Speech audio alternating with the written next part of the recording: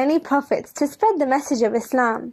The Quran is a guide for all of Allah's followers, and in the Quran there are 25 prophets mentioned. One of these is Prophet Nuh alayhi salam, and today I'm going to tell you his story. Many hundreds of years passed after Adam, and the earth was filled with his children.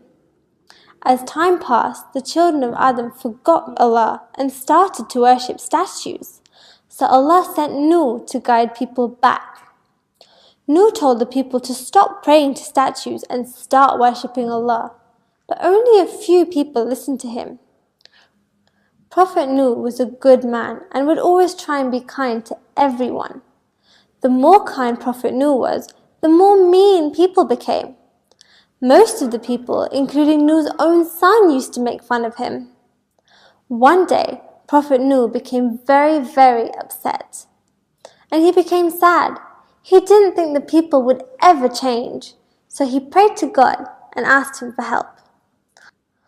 Allah accepted Prophet Nuh's prayer and told him to build a big ship, also known as an ark. Allah told Prophet Nuh that it would rain so much that the earth would be flooded. Only those people on the ark would be saved. Prophet Nuh told the people about the rain, but they didn't believe him. Only those who believed in him helped build the ark. The ark had to be huge because Allah told Prophet Nuh that he would have to take 2 of every animal inside the ark.